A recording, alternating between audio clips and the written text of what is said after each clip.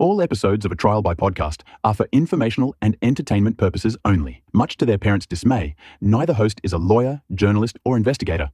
Just two people with microphones and Wi-Fi. All actions discussed are alleged, and all parties are innocent until proven guilty in a court of law. For the full legal mumbo-jumbo, check the show notes. I'm Kelsey. And I'm Emily. And I've already given up on my fancy intro, so this is A Trial by Podcast. And here we go.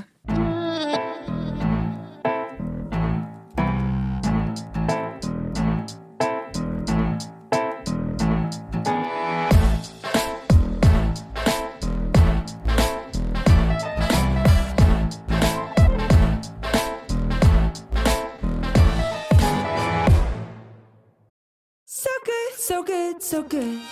Great brands, great prices. Everyone's got a reason to rack. You know they have Marc Jacobs? Nike? Yes. Just so many good brands. Vince, Birkenstock, and more brands you love are at Nordstrom Rack stores now. Plus, buy it online and pick it up in-store the same day for free. Great brands, great prices. That's why you rack.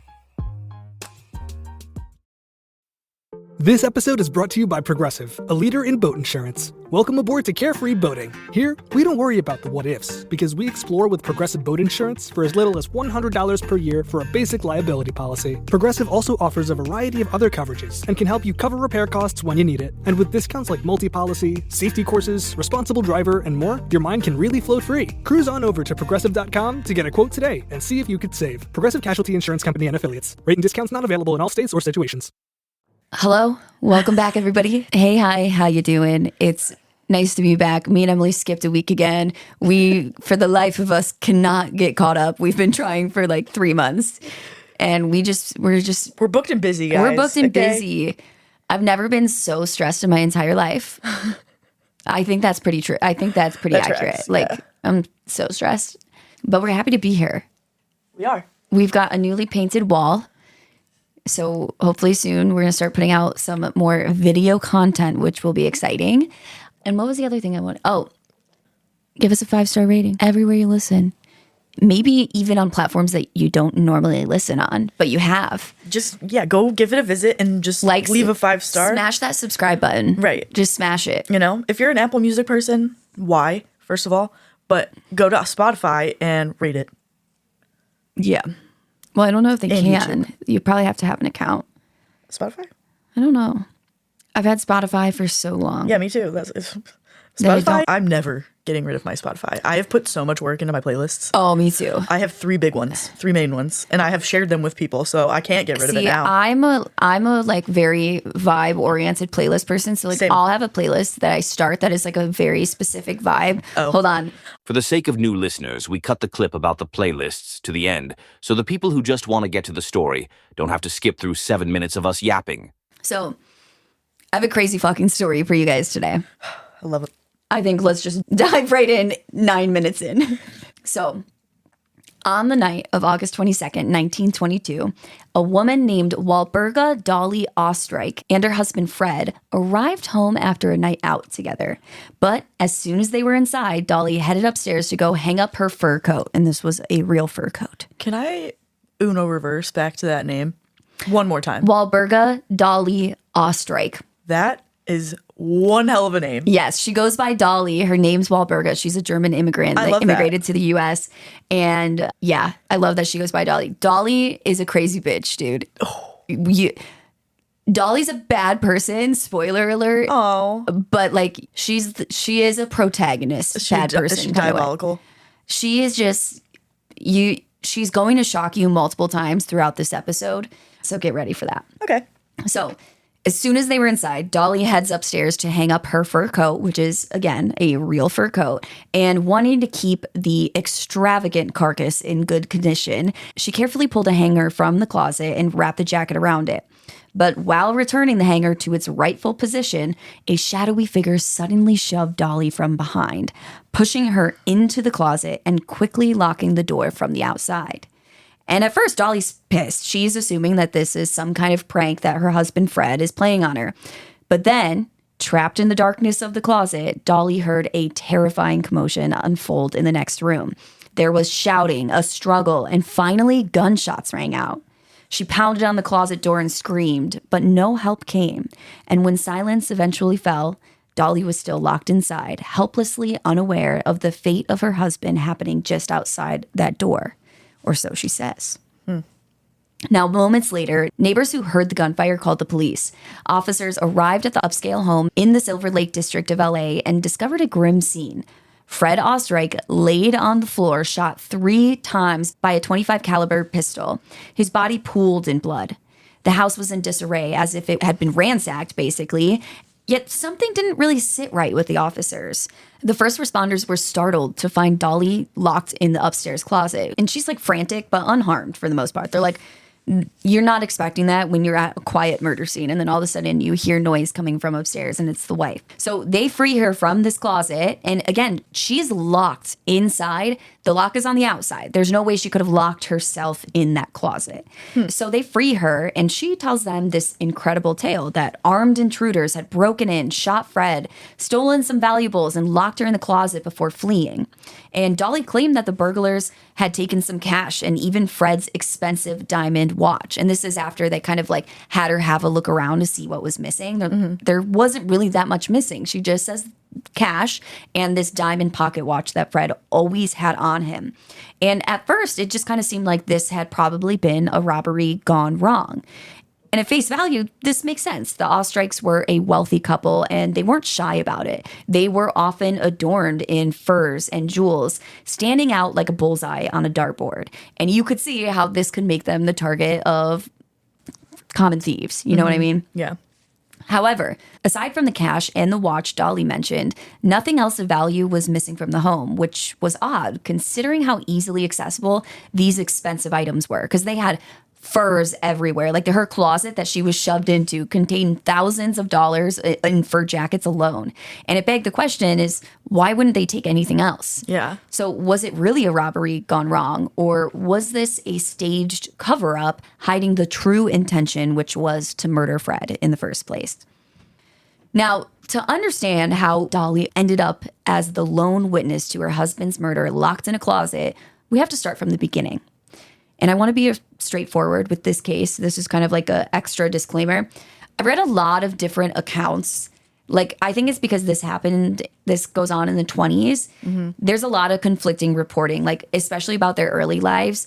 Some said that Dolly grew up on a farm. Others said that she worked in a factory as a child and, like, all of these things. There's different accounts of, like, how old she was when she met Fred because he was a lot older and all of these things. So I did my best to discern what were facts and, like, you know, what was most widely reported. But I think some of this just depends on where you're getting, you know, what sources you're using.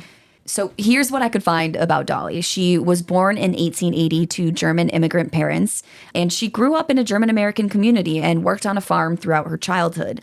Her family was rather poor, so it seemed like Dolly had struck gold when she met Fred William Oesterreich, a successful German-American businessman who had opened an apron factory, and that's how he made his wealth. They just made aprons. I love that. Yeah, love a good apron. Love a good apron. My dad has a good apron. I got it for him because I'm For great. his 60th birthday, right? I don't remember. Yeah, probably. I remember this. I'm a gift giver, guys. That's my love language. And I got him this apron. It says, "I'll feed all you fuckers," because he's always and that's hosting. so Bill. Yeah. So, despite a significant age difference, the two ended up marrying when Dolly was either in her late teens or early 20s. Again, it kind of depends on the source. However, the bliss and excitement of marrying a wealthy man didn't really last very long for Dolly. By all accounts, Fred was a hard-nosed, hard-drinking entrepreneur, stern in his demeanor, while Dolly was outgoing and charismatic and just like a little bit more free-spirited than I think any serious businessman is ever going to be. And she was often smoothing over conflicts between Fred and his employees. It kind of like the way it made it sound when I was reading about this was like Fred did not fuck around at work and he was not nice to these people. And Dolly would try and like, you know, Fred's yelling, he goes away, and Dolly's like, "I'm so sorry." Yeah, you know, he's a dick. Don't worry about it. Yeah, that would be me. Now, their marriage did have its good moments, but it was far from happily ever after. And after the tragic death of their only child to an illness, Fred and Dolly's relationship grew strained, more strained than ever. And they were emotionally distant. It was no longer really a marriage in the way that you would normally think of a marriage. It was now, their business partners, roommates, lived together and that sort of thing. Now, by the early 1910s, gossip swirled that Dolly was not a faithfully devoted housewife behind closed doors. Fred's long hours managing his apron factory left Dolly feeling lonely and unsatisfied at times. Then, in 1913, fate introduced 17-year-old Otto Sanhuber into Dolly's life. Otto was a quiet, lanky teenager who worked at Fred's factory repairing sewing machines. And one day, Dolly complained to Fred that her home sewing machine was acting up. So Fred, of course, sends young Otto over to the Oesterreich house to fix it for her. And when 17-year-old Otto arrived at the front door, he was greeted by Dolly, the attractive 33-year-old housewife who was wearing nothing but stockings, a silk robe, and a welcoming smile. And what happened next would become local legend, but there's fact behind it. Basically, they say the sewing machine that day lay completely untouched, and Dolly seduced the boy in her and Fred's own bed. And this marked the start of what some would describe as a passionate affair, but what I would describe as the outcome of grooming. Pedophilia? Yeah. Yes. Which what the fuck? By the way, which will span the next decade of their lives. Whoa. At first, Dolly and her groomed teenage lover, and again, I use the word lover lightly because this is how the story is told, but I want to make it clear. I think this boy was groomed, and I think it's inappropriate. I don't care that he was almost 18 and whatever. I think it's inappropriate and wrong for any 33-year-old to engage in a relationship with a teenager. Even a 19-year-old, I think that's wrong. Yeah. Well, your sewing machine's broken. But here's the thing is like the idea is that it sounds like she knew it never was like the sewing machine was broken. Like she did that. That was like a plan carried out by Dolly. For sure. And so she's very cunning in her plans. We'll find out. Okay. So at first, Dolly and her groomed teenage lover carried out their tryst cautiously. They met in hotel rooms around Milwaukee to avoid being seen together. But Dolly's appetite for Otto only grew, and sneaking off-site soon became cumbersome. It was exhausting to always have to go to hotels and sneak around. And before long, Dolly began inviting Otto to meet her at her and Fred's home while Fred was at work, rationalizing that it was actually safer than having public rendezvous out at hotels where they could be seen. Well, wait, didn't Otto work with Fred? So how was Otto at their house while Fred was at work and he didn't know? I don't know. I don't think that he worked for in the factory. I think he was like a sewing machine repairman, and Fred would hire him out to come in there. Okay. That was my understanding of it, but I could be wrong about that. He does eventually at some point quit this. He stops working. Let's put it that way. He stops working anywhere at some point, and I don't know exactly when that was. Okay. So they start meeting at the Oesterreich home, and neighbors started noticing the frequent young male visitor around all the time. And they began to ask Dolly about him. They're like, who is this why do you have a teenage boy coming over all the time? Mm-hmm. So she tells them that Otto was her transient half-brother that was just visiting, and he would just come visit. And she said that it was her brother. Yikes. Gross. Now, but also they were probably like, oh, okay, because he's so much younger than you. He's got to be your brother. Yeah, and or your fucking child. I don't know. I think a teenage boy coming to your house would be less suspicious than a grown man. Because no one would think that you're a fucking predator, Literally. So with that being said, it really wasn't long before even this cover story wasn't sufficing anymore. The lovers were getting reckless, and Dolly feared Fred's wrath if he caught them because Fred was hot-tempered by all accounts. And according to later testimony, Fred eventually did grow suspicious that something was amiss at home. He would come back from the factory and he would find that the refrigerator was inexplicably missing more food than just Dolly would eat alone. And he would also notice that some of his expensive cigars had disappeared. And of course, Dolly didn't smoke cigars. By the way, I think she smoked those, like, those long cigarette holder things, like Cruella de Vil. I think she smoked those. Oh, 'cause you'll have to. bad bitch. Everybody has to look up pictures of her after this. There's literally one famous picture where she has, I don't know what animal this is. It's like a fox or something, like a dead fox hung around her neck. Like it's a fur, but it still has the head and the legs and everything. Oh, like I've seen it's those. crazy, like a shawl. Jeez. It's crazy. Dude, I would never wear real fur. First of all, couldn't afford it even if I wanted to. Second of all, I wouldn't.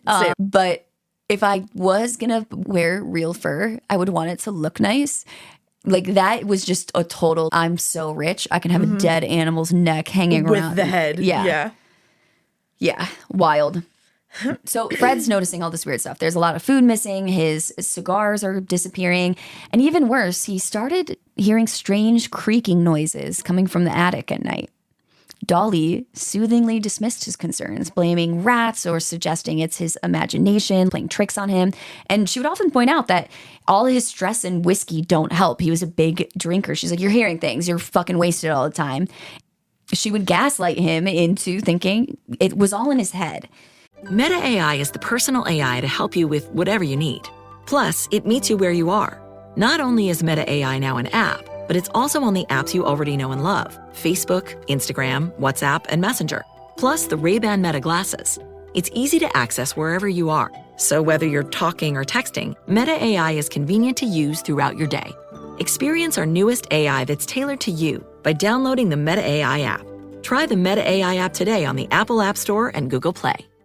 However, no level of zen or sobriety was ever going to ease Fred's concerns because it was not his mind playing tricks on him. He wasn't just drunkenly eating food and smoking cigars, then forgetting about it the next day. What was really going on was that his wife's teenage lover was indulging on the fruits of Fred's labor. And the noises that Fred swore he heard coming from the attic, well, they weren't rats. It was indeed Otto Sanhuber who had secretly moved into the couple's attic where he would live Anne Frank style for nearly a decade. Come on, really? What the fuck? But I honestly kind of feel so bad for this kid. No, literally, this kid is this story is very sad for this kid. Like every single person in this story that we're going to talk about that I can think of off the top of my head right now, they're multifaceted people. Like they're bad people, and then they have like this good, like a good side to them, or like they're bad people, but they have been victimized in some way. Like it's a very gray area story. I think I like it too because it happened so long ago that we can be a little bit more like, this is a fun tale now. You know what I mean? Like, but it is like sad. This whole kid's life is sad because of this woman and what she did to him. Like, where are your parents? Yeah. That's a great question. You know what's crazy is I've heard this story so many times that I'd never thought of it once while I was researching. Like, where are his fucking parents? I don't know. If anyone knows, let us know in the comments. But so sometime around 1913 or 1914, Dolly had proposed a shocking arrangement to her young lover Otto, a clandestine solution to their problem. She convinced him to quit his job and move into the attic of the Oesterreich's 2-story home, turning him into her hidden full-time companion, sex trafficking victim. But blinded by infatuation and grooming, Otto agreed happily. Dolly's idea was as simple as it was brazen. If Otto lived secretly in the house, they could be together constantly while Fred remained none the wiser. So Otto Sanhuber became a ghost in the Oesterreich home, living in a cramped, unfinished attic crawl space, accessible only through a panel in the ceiling of Dolly's closet. I need what? I'm trying to wrap my head around the fact that he's living in an attic only through her closet, in and out for 10 years. That's how he gets there? Through a ceiling panel. Yeah, what the fuck? Did he have a bucket to go to the bathroom, or did he like come down? He would come down during the day while Fred was at work. But yeah, the whole thing is just absolute insanity. And he had brought a cot for sleeping. So he's just sleeping on a small little dingy cot up there. And Dolly would supply him with food and water daily. This sounds like a voluntary kidnapping. Like, no, literally. It is. It's like, literally a voluntary kidnapping. It's crazy. And to pass the long hours in hiding, Otto read mystery novels by candlelight and even started writing his own pulp fiction stories, which basically were like adventures and romances. And Dolly would actually occasionally mail these to pulp magazine publishers. And many of his stories ended up being published. And from what I read, again, some of this stuff is like, it sounds made up. And I'm like, from where I'm reading this, I'm like, I don't know 100% if this is true. But from what I read this multiple places.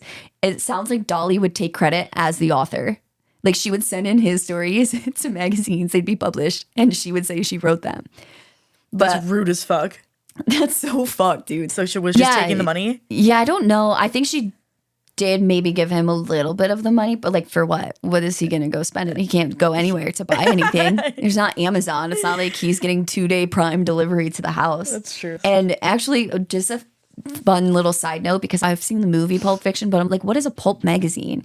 So I did a little bit of research. Pulp magazines, called pulp magazines due to the cheap, flimsy paper that they were printed on, which in contrast with glossy magazine paper that we're used to seeing nowadays. It was more like the pages of a book, but thinner. It didn't have a nice glossy finish to it. I'm thinking of like a newspaper booklet. That's what it sounds like. And at the time, they were kind of the next iteration of the 19th century magazines called penny dreadfuls, which were cheap magazines containing dreadful fiction stories. And according to Atlas Obscura, pulp fiction magazines were known to publish fiction narratives about all of the things that were disdained by society: murder, madness, sex, addiction, crime. So I'm like, that's kind of fun. Yeah. I like it. He's doing something for himself in that attic. I like the term penny dreadfuls so much. Yeah, that sounds like a good like band name. Yeah. You know? Yeah. Now, during daylight hours, like I said, once Fred left for work, Otto would creep down from the attic and helped. Wait, I forgot about this, dude. I wrote this one like 3 weeks ago. This shit's crazy. Oh my God. I forgot about this. He would come down from the attic and like during the day while Fred was gone, yes, he would like use the bathroom, get food, water, sleep with Dolly, but he would also help her with household chores. Like he would help clean the house and like they'd have meals together. And of course, they're getting it on in Dolly and Fred's bed. But like the fact that he was just coming down from the attic and helping her clean the house sent me over the edge. Like that is so crazy. And they're just getting it on multiple times a day in between dusting and laundry and all of this stuff that he's doing to clean. Dude, you know what? If he was like maybe the same age as her, what a fucking catch this guy is. Emily's like, I just want a man who will live in my attic, come downstairs, clean my house, and then have sex, and then go fucking back up to the attic. That's not what I meant. I meant his actions, not his living situation. I did read somewhere that they said that they would have sex 8 times a day. God. There's something wrong with these people. Yeah, that's actually both of too them. much. I'm sorry. And I think what is wrong with Otto, it might be Dolly's fault. So don't come 100%. at me for saying there's something wrong with him. Do you have any single male friends who might want to move into Emily's attic? No. I don't want that energy. Maybe they can move into the Airbnb upstairs, though. No. They can have a little kitchenette, you know? Nope. Okay. Don't want that. Now, Otto's existence in this attic went on for 5 years. For 5 years, this man. Oh, I thought you said 10. In this attic, it went on for 5 years. What the fuck? And basically, it was just living in a claustrophobic nightmare. Like, he never leaves the house, not even stepping outside for a breath of air. Well, that and he has to like hide. Yeah, he has to like Right. stay hidden. Because they're scared that the neighbors are going to see him. And the isolation was total. Otto later described himself as Dolly's sex slave. Yep. And he said he was completely under her control and dependent on her for everything. Again, where are your parents? Yeah, I don't know. Maybe he was like, you know, didn't really have parents, or I don't know. But like sounds like nobody? they ain't worried. Like no friends, no family, nothing? I don't know. That's so sad. I know. So for this boy, he was I know, 17. I feel so bad. It's crazy. But it's like, this story's absurd, and I think it's fair, especially nowadays. Like, it's been over 100 years. So I think it's fair to laugh and be like, this is absurd. But also, you got to remember, like, when this was actually happening, he was a prisoner. Volunteer kidnapping. I don't know if like legit, like by DSM definition, this fits, but like it's giving Stockholm syndrome. I was just gonna say it. Yeah, for sure. So he stays in this attic for about 5 years until 1918, when Fred decided to expand his business westward and announced to Dolly that they would be moving to Los Angeles because they live in Milwaukee right now. Shut the fuck up. And Dolly agrees to move, but on one condition. Their new California house must have an attic. Oh my God. How is Fred not like clocking? 5 years?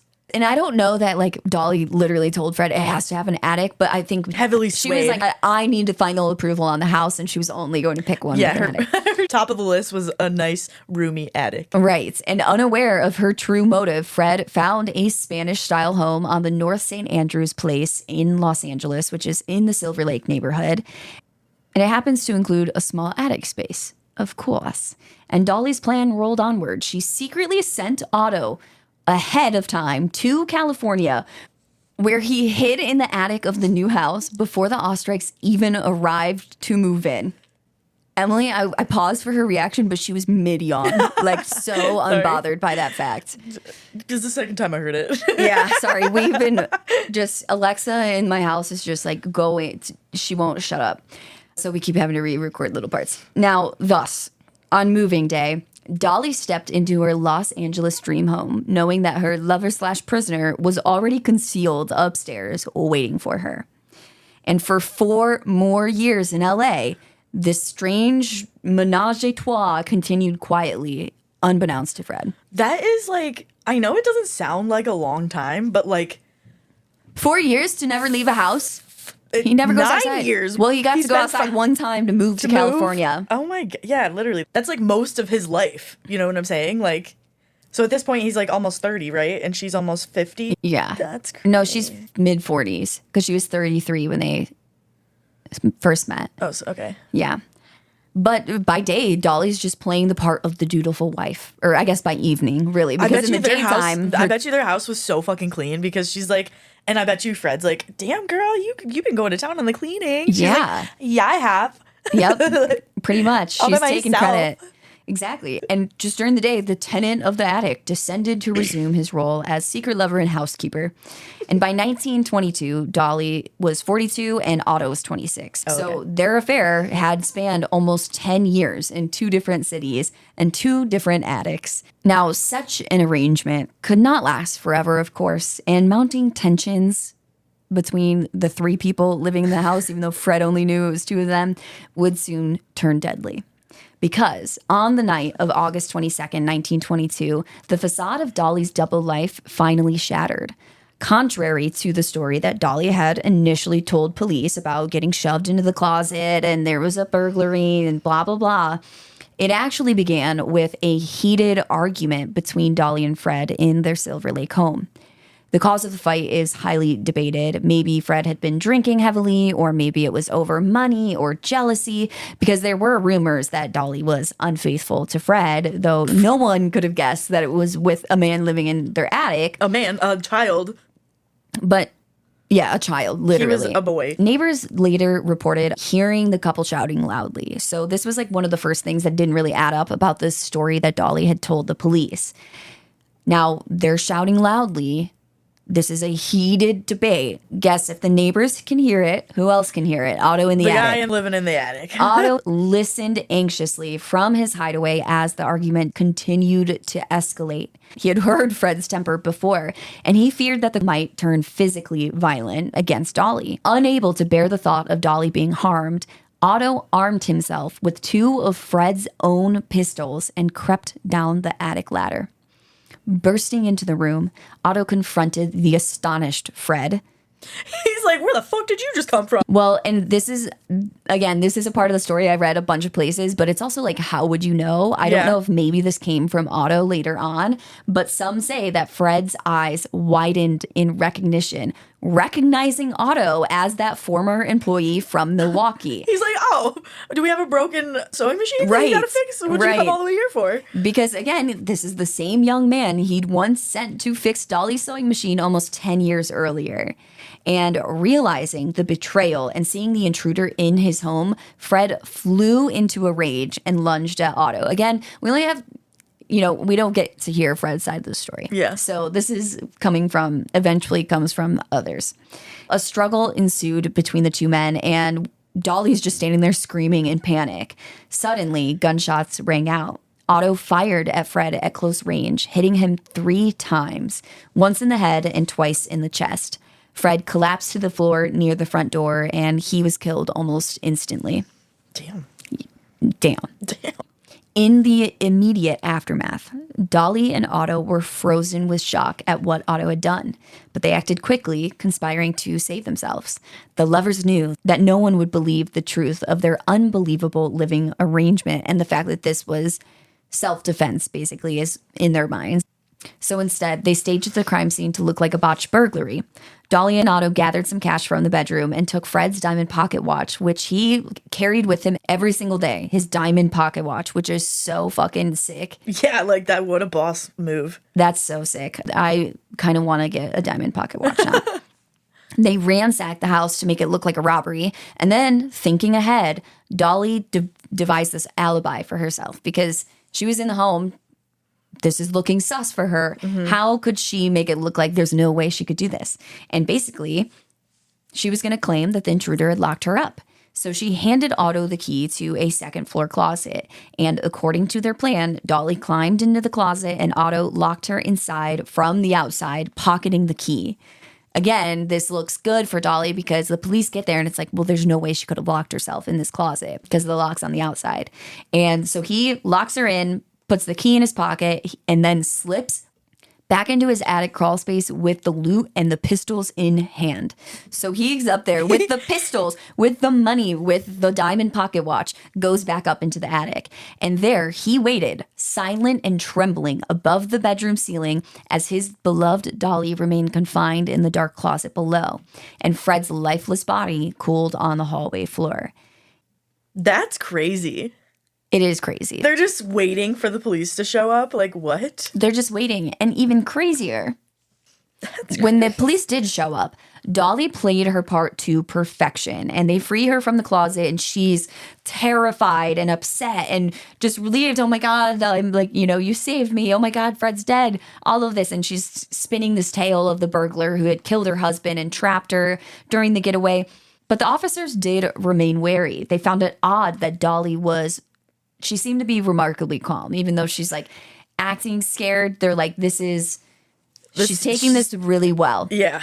And I don't know exactly like what she was doing that made them think that, but I do know that from the beginning, they were like, they had one eyebrow up at her, like, a little odd. And there was no sign of the supposed assailant. And Dolly indeed had been found locked up, making it almost impossible to place the gun in her hand. The case was relatively cold from the get-go, and investigators were fraught with plenty of circumstantial suspicion, but no concrete proof that Dolly had anything to do with this. So they quietly kept her in their sights, even as Dolly proceeded to settle Fred's estate and move forward with her life. In the months that followed the killing, Dolly bought another house in Los Angeles. And now, with Fred gone, hold on, I want to back it up. The police searched this whole house for the assailant, but not the attic. They don't find him in the attic. Did they look in the attic? No. Okay. So they search the house. They don't search the attic. No one knows he's up there. They're just looking. They're like, Dolly's acting weird. That's all they know. Dude, I'd be shitting myself if I was him because you can't move. Like I would just be sitting there like this for a day, literally 24 hours. Yeah. I would be there. Because, or until Dolly comes up and is like, it's all good now. The coast is clear. You can come down. But so after she gets Fred's estate settled, she buys a new house. And again, you would think that with Fred gone, she no longer needs to hide him in the fucking attic. And they could just live together now like a normal couple, happily ever after. Oh, we met after my husband died. Now he's of an appropriate age. He's in his late 20s. Yeah, now I can have an actual relationship with him. Right. And that sounds so nice, right? Killed the husband, get to live happily ever after.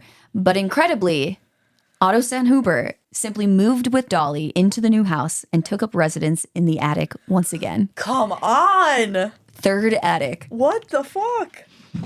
Third attic. So still, Dolly was keeping him a secret from the world. She had gotten away with murder so far, and she wasn't going to risk exposing the truth now. At the same time, Dolly did not remain faithful to her hidden attic man. Newly widowed and still rather wealthy, Dolly began indulging in other romances. One of her newest paramours was a man named Herman S. Shapiro, the attorney whom she had hired during the police investigation of Fred's death to like defend her, basically, because the police were looking at her funny. And Dolly and Shapiro grew very close. He was not only her lawyer, but also another lover, of course. Her lawyer and lover. And Shapiro's work kept him away often, and Dolly's desires were apparently endless. So she started seeing a third man as well. Now, lover number 3 was a businessman named Roy H. Klum. Dolly juggled these relationships. She has 2 boyfriends and a lover in the attic. And she's really getting around, man. It's the lover in the attic that's little problematic for me. Mm-hmm. Now, for a while, she gets away with this pretty seamlessly until one day when Dolly gifted Shapiro a fancy diamond pocket watch as a token of her affection. Okay. That's a dumb move. Because Shapiro immediately found it odd, as it looked just like the very watch that Dolly had reported stolen on the night of Fred's murder. And when confronted, Dolly claimed that she had simply found her late husband's watch in the yard after the robbery, insisting that the thieves must have dropped it on their way out. Like, oh, oopsie, I found it later. Sorry. Yes, but she never reports this to police. Like, she never called the police after and was like, oh my God, I found the watch in the yard, you know? Like... And then she's like, here you go, lawyer/lover. Yes, here's my dead ex-husband's watch. Exactly. And this gift was the first of a few mistakes that would eventually lead to Dolly's unraveling. Now, with Shapiro now suspicious of Dolly, she felt she needed to ensure nothing else related to Fred's murder would be uncovered. So she enlisted lover number 3, Roy Klum, to help. Number 3, my lord. Pick number 3. What is that from? Shrek. I'm sorry. Come on. Dude, you have a love for Shrek like no one else. Dude, because Shrek is amazing. It's so good. A masterpiece. The soundtrack is amazing. Next level. That soundtrack of my childhood. This is a new playlist. I'm already coming up with childhood? Yes. No, something Shrek themed. Like Shrek, Ogre's Happily Ever After. I don't know. I gotta workshop it. Shrek, yeah. Yeah, I like Shrek, yeah. That's fun. So she basically calls up Roy and she's like, hey, I need you to help me with something. He comes over and she hands him a .25 caliber pistol, saying that it resembled the burglar's gun and she didn't want to be implicated by mistake if the police found it. So Dolly sweet talks Roy into disposing of the weapon for her, and he obliges. He went to the La Brea tar pits, which are like a famous thing in California. I don't know. Like, the only other time I've ever heard of them is I listened to This Is Important, which is the podcast from the guys that made Workaholics. I fucking love them. I love this podcast. I went and saw them live, but they've talked about the La Brea tar pits before, but I've never heard of it. But apparently it's these like huge tar pits that are like fossilized, something like super old, like dinosaurs lived, died, breathed in them. I don't know. And so it's basically just like giant pools of sticky muck that like tar, basically. Yeah. And Klum tossed the gun into these tar pits, thinking that this is going to hide it forever. Black hole. Yeah. And it's honestly, when I first heard it, I was like, that's a pretty good plan. Now, in a similar vein, Dolly convinced a neighborhood friend. She finds another dude. This lady has got to be the master of all manipulators. Oh, 100%. Like, this woman must have been a smooth talker. Yeah. Because she gets this neighbor to bury the second handgun in his backyard flower bed. Claiming, the fuck? And again, she's just claiming that the gun also just looked too much like the one that had killed Fred, even though it wasn't the one that killed Fred, she said. And none of those people thought that was sus at all? That's what I'm fucking saying. What? They just believed her, I guess. Or they were like, maybe the lovers were like so taken with her that they didn't care. I don't know. They're like, oh yeah, you're hot, so let me hide your gun. So Dolly was hard at work, just trying to cover up all traces of the crime, using anyone who would fall under her charm. And these desperate actions would be exactly what takes her down in the end. They are going to come back to haunt her. And you know what's so funny is my next sentence in my script is, all I've got to say is that Dolly must have been one charming, manipulative bitch. Like, oh wait, fuck, dude, I ruined my own joke. Hold on, I got a punchline to go with that. She must have been one charming, manipulative bitch. I can't even get a man to buy me flowers without complaining about it the whole time. And that's not about any specific man. That's about every man I've ever dated. That's why I buy myself flowers. Yep. I could buy myself flowers. Fuck you, Liam Hemsworth. I love Miley. Me too. Now, sure enough, Dolly's romantic arrangements began imploding. I don't know if anyone saw that coming, but having 2 boyfriends, a lover in the attic, and a neighbor burying the murder weapon for you, it's not going to go well.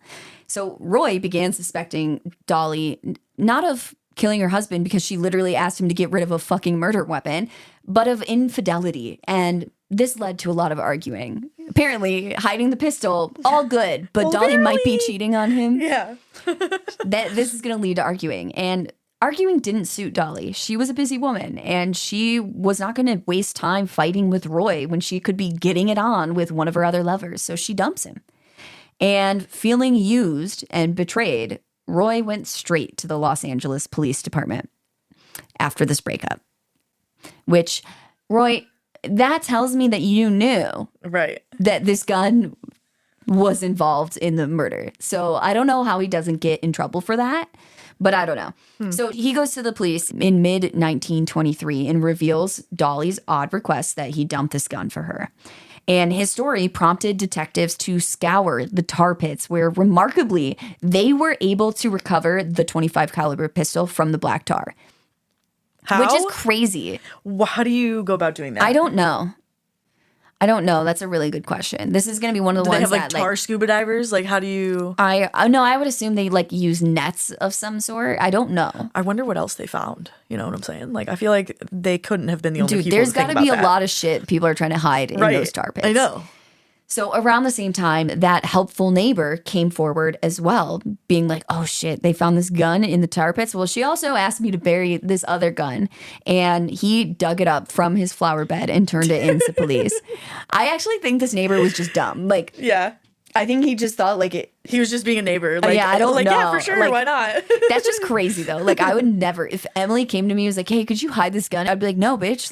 Don't bring me into this. I would hide a gun for you. I would not hide a gun for anybody. Now, both weapons were badly corroded from their hiding places, but ballistics determined that they were the same caliber as the guns used to kill Fred. And this was enough for authorities to act. So in July 1923, about 5 years after the murder, Dolly Oesterreich was arrested. And the case suddenly had new life. But it was about to get even stranger. So Dolly is in jail awaiting trial, and with her behind bars, there was the delicate matter of a secret she had left at home, Otto in the attic. Fearful that her hidden lover might starve to death up there or be discovered while she was locked up, Dolly made a fateful decision. She confided in her attorney/lover, Herman Shapiro, that her vagabond half-brother was actually her lover living in the attic, and she begged him to discreetly deliver groceries to the house so he doesn't starve to death. Why did she could have just kept it as brother. Why did she have to do that? Huh? Why did she tell him that it was her lover? Well, no, she could have just kept it oh, that's my brother. Sorry, I misspoke there. I think I added, she said that it's her half-brother. That's what she told Shapiro. She didn't say that. She didn't tell Shapiro it was her lover. That was just me throwing in a little pizzazz. I was like, why would she tell him at the wrong time? That's also dumb. That was she kept with that story she had originally told neighbors, was oh, my half brother, he doesn't have anywhere to live, so he lives in our attic, and I need you to go feed him because I'm scared he's gonna starve to death. Which I don't know if he was locked. That's what I'm saying. He's an adult after at a this couple point. days, he's in his 20s. He can go and get food. But I feel like that's what shows you his mental state of she knew he wasn't gonna leave that attic to go get food unless without she let her. him out. Yeah. Exactly. Damn. So Dolly instructs Shapiro to knock a secret code, which was 2 taps on the ceiling of her bedroom closet to signal to Otto that it was safe to come out. I'm like, the secret code kills me. Okay, he's a lawyer, right? Yes. Why is none of this has raised a flag at all? No, it does. It does. But he's intrigued and disturbed. And so he goes to investigate. And just as Dolly had described, when he knocked on the attic trapdoor, he was greeted by a pale, gaunt man, Otto Sanhuber, alive and not very well after years in hiding. And confronted by Shapiro, the attic dweller poured out his incredible story. He told him. For human contact beyond Dolly, because he hasn't had human contact with anyone except for Dolly in 10 years. That is, he's got to have so many mental problems. Oh, after it, you know? Yeah. And so he confesses everything to Shapiro, his decade-long secret affair with Dolly, his years of confinement, and how he had shot Fred in a desperate bid to protect the woman that he loved. I feel like he probably just felt so much better after he said that and talked to somebody. I would kill to be a fly on the wall. Like, imagine that. What's that TikTok trend? This is a unique experience. Yeah. Like, you're the only person on earth that has had this experience. Like, Shapiro is the only person on earth that has had that experience. Like, they're just, and I assume he brought groceries, so I assume they're just like sitting at the kitchen Snacking. table eating, and Yeah, he's just like make a telling him the sandwich. wildest fucking story he's ever heard. That's so crazy. So, in a twist, though, Herman Shapiro does not immediately turn Otto over to the police. Like, you would think this guy's an attorney, he's gonna, maybe he had a soft like, spot for him. I guess, probably felt bad for him. I would, yeah. Or maybe just because he loved Dolly, he's trying to protect Dolly. So he keeps quiet at first. And he even arranges for Dolly's release on bail after the gun evidence against her proved not as solid as police had hoped. The corroded weapons could not be definitively linked to the crime. So basically, they're like, it's the same caliber, but that's all they could tell from the guns, which was not enough to convict her on anything. So after Dolly gets out of jail, Shapiro moves in with her as her new partner, evidently unfazed by the fact that Dolly had a fucking sex in the attic for 10 years. He moves in with her after this. Yeah. She's got to Like, have this guy's- something This going guy's on. unwell too. Right. Like, this attorney. So Otto, however, was not allowed to stay in the home. Shapiro basically told you have to leave. You have to get out of LA. And so Dolly's loyal Batman, because that's how a lot of these news stories refer to him, as like the Batman in the attic. Batcave, yeah. And he's basically just exiled from the home and from the area, because not only does Shapiro, not want Dolly's lover living in their home, he also just wants to, he's like trying to protect her from getting, going down for this murder. And Right. yeah. So Otto listened to him, and he quietly slipped away from the area, eventually heading to Canada under a new alias, while the charges against Dolly were temporarily dropped for lack of concrete evidence. Now, for several years, Dolly managed to stay out of legal trouble and continued her life of relative leisure. She's still rich. They almost got her, but they didn't. But unfortunately for her, this bizarre secret of Fred's murder, it wasn't buried forever. So she gets a few more years of freedom after her first arrest. But by 1930, Dolly's relationship with Herman Shapiro went south and they parted ways. So he no longer feels this obligation to protect Dolly. And so he goes to the police and divulges what he knows about the attic, about Otto, the murder plot, the whole story. Wouldn't he get in trouble because he was holding that for so long? I don't think so, because he's her attorney and there's like attorney-client privilege. Okay. I don't know though, but then also like he doesn't follow attorney-client privilege if that is the case, because he does eventually him tell telling them. him, yeah. I don't know. Like the whole thing's great. And imagine being these police officers. Like, you kind of always knew this woman had something to do with it, like maybe hired someone to do it or whatever. And then he comes in, he's like, here's the thing. It was this boy that she had living in the attic for 10 years. I feel like they would. Could you imagine them sitting there and they're like, what did you say? Exactly. 10 years? What the fuck? Yeah. Now, his testimony basically gives prosecutors and police a full picture of the crime. And so, in the summer of 1930, 8 years after Fred's death, authorities issued warrants and arrested 50-year-old Dolly, again, this time actually charging her with conspiracy to commit murder. And they also tracked down Otto in Canada and formally charged him with Fred's murder. So basically, they go to trial, and this is all hitting the newspapers. And like I said, a lot of these newspapers were referring to him as the Batman.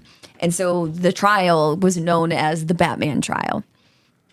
And the sensational nature of the case just exploded the press. Like, they could not get enough of this shit. And honestly, I don't blame them. They were delighted in the almost unbelievable headline. Like, wealthy wife kept lover in attic, husband murdered, Oh, yeah. And it's a good headline. Dude. That's just a fact. It's a good headline.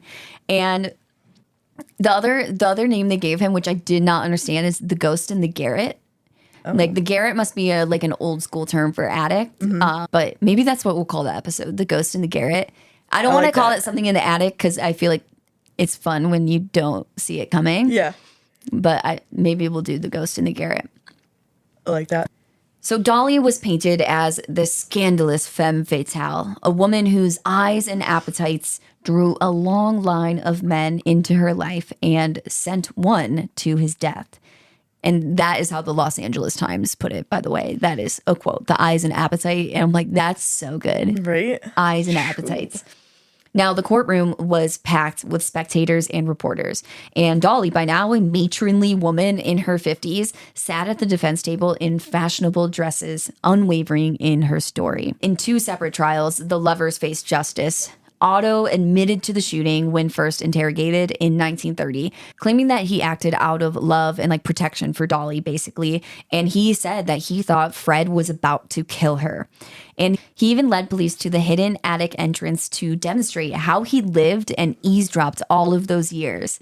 However, by the time of the trial, Otto did recant some of this confession, perhaps hoping to save himself. Regardless, the core facts were irrefutable. The jury heard how Otto had essentially been Dolly's secret prisoner and lover/sex slave for a decade. Dolly took the stand in her own defense, and she admitted to the affair and the attic arrangement, as scandalous as it was. But she flatly denied plotting to kill her husband. Because basically, she's not charged with murder. She's charged with conspiracy to commit murder, meaning conspiracy She, like, as had in a plan. planning like, with others to murder the husband ahead of time. And she says that is not what happened. She testified that she loved Fred in her own way despite her infidelity, and that the murder was never her intention. She never wanted him to die. She claimed that the violent outcome was solely the result of Otto's misguided heroics, and she says that the only reason she lied to police was to protect him, and she was not trying to cover up a premeditated plan. And I do actually believe her on this point. No, like, I don't think it me was too. premeditated. Dolly told the court, quote, "I didn't believe that he meant to do it, and I didn't want to expose my life to the world having him in the house," end quote. And basically that's why she's like, I just didn't say who did it. Yeah. You know what I mean? Yeah. Now, the prosecution, on the other hand, painted Dolly as the true villain. The DA argued that Dolly had manipulated Otto and orchestrated the murder, portraying her as a cold-hearted adulteress who wanted to be rid of her husband. The prosecutor told the jury, quote, "If there is any sympathy to be felt in this case, do not waste it on this woman. All your sympathy should be with the dead man, shot down in his own home when he discovered the lover of his unfaithful wife," end quote. But also you're like kind of admitting that this wasn't pre-planned then. Yeah. Because you're saying like, oh, he discovers Otto and that leads to the shooting. It's like, well, that would be not That's premeditated, what- but right. I guess maybe conspiracy, it could be like considered after the fact. I don't know. Now, his parting words to the jury were stark. "Hang this woman." Oh my God. Yeah, I'm like, they were just hanging people in 1922. Right? I actually think, and this could be completely wrong, I'm pretty sure it was hanging, but it might have been like execution by firing squad. But I'm pretty sure it was hanging. Like the last person to be hung by the U.S. government was in like the 70s or something, like 60s or 70s, like just way later than you would expect. You're like, damn, I thought that was like a medieval or I don't know, Right. Like that sounds like too colonial new age style. Yeah. Yeah. Oh, Now, in the end, the trials concluded with astonishing outcomes. Otto was convicted of manslaughter as the jury believed that he had killed Fred without premeditation.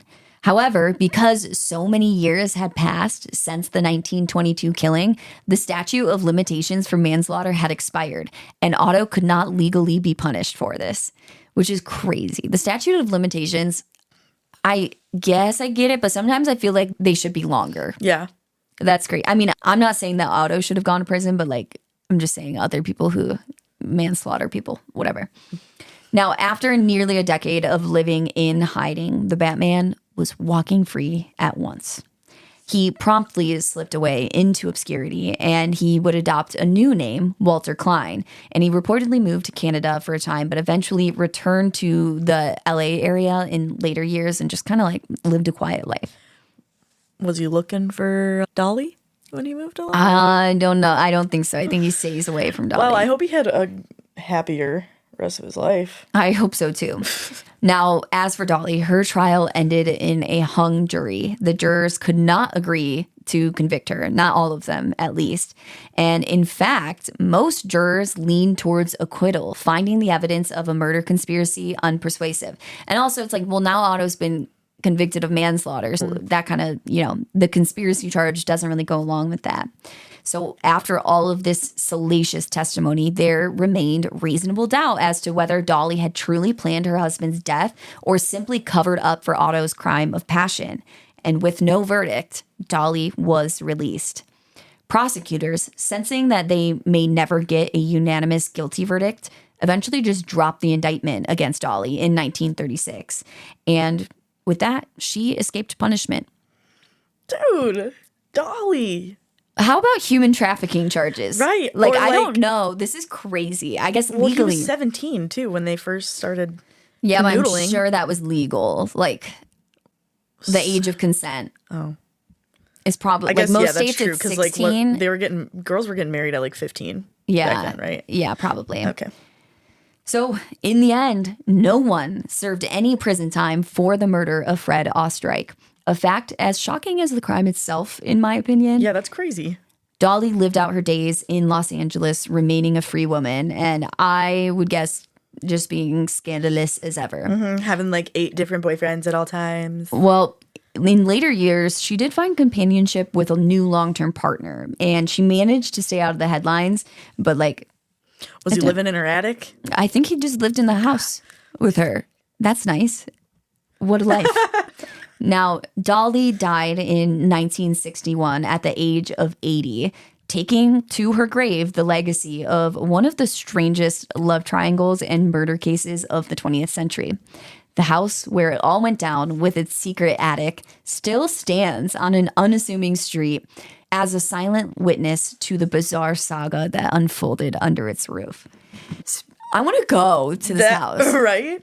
I want to see this attic. Now, the case of Dolly and her lover, Otto, and the murder of Fred is like, this is a huge true crime story. Like, if you guys listen to other true crime podcasts, you've probably heard this story told over. I definitely have. Yeah, I think I've heard it on Morbid. I like it. Yeah, Morbid did do it. They did do it. But I like it. It kind of I liked that he wrote Pulp Fiction because to me, this is basically a tale. It reads like Pulp Fiction. There's this wealthy wife with a literal skeleton in the closet. Only it's a living, breathing skeleton in the attic. And it's this clandestine affair carried on above the ceiling that leads to a murder. I'm like, this is, like, you couldn't have written this story better. And then the killers escape justice. It's just crazy. Yeah, that's wild. But in the end, if anything, I think the story is proof that sometimes reality really is stranger than fiction. Ooh, mic drop. You like that? I was proud of that one. And that's the story. That was pretty good. I have heard that before, and it is just as fucking shocking every time I hear it. Yeah, that shit's crazy. Because it's like, why? What the? It's a crazy one. And I know that we get comments like pretty regularly where people are like, oh, I never listened to podcasts before. And then they found us on TikTok or something. And now they're like, we got a DM where someone was like asking, I ran out of your guys' episodes. What other podcast should I listen to? I was like, Morbid, duh. Obviously. So she said she liked that. But yeah, for the people who are new, I'm excited because they've never heard this story before. You know, they're gonna like it. But this should be made into a movie. That's what I was thinking. I'm like, this would be a really good like limited series on Netflix or like a movie or something. Yes, this is perfect for like a 6-episode limited series. Yeah. One day I want to produce Netflix limited series based on true crime cases. Not documentary, maybe both. We'll do a Menendez, pull a little Menendez Bros thing and just do like, here's the movie and then drop the doc after. The real shit, yeah. I like when they do that. Me too. Yeah. Now, here is us yapping about playlists for 7 minutes straight. If you just do not like the small talk, just skip ahead a few minutes because I think some of the listeners are going to love my playlist names. Hold on. Oh, wait. Okay. Are we sharing playlist names? Okay. So I've got Alone in Brooklyn at 2 a.m., Looking Out the Car Window on a Road Trip, Heartbroken in 1956 Suburbia, Indie Partying with Friends montage, Dancing on My Bed in 2005, Jazzy as Fucking Paris 1999, Funky Foot Tappin' Tunes. How do you just come up with these off the dome? Or are these like These are off the dome, dude. These, those are so creative. they're not just like it's just they're specific vibes. Well, now I don't want to share mine. Because... Grimy Tunes, TOONZ, Spinning in Happy Circles in slow motion. I have Elio and Oliver from Call Me By Your Name. They have two different playlists, and if you fucking know, you know.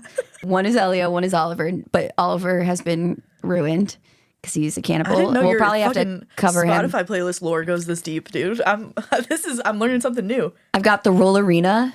Oh yeah, fuck yeah. Summer Distancing, which was during COVID. It's Just a Scratch, which was a breakup playlist. I felt like that was so deep of me. Wow.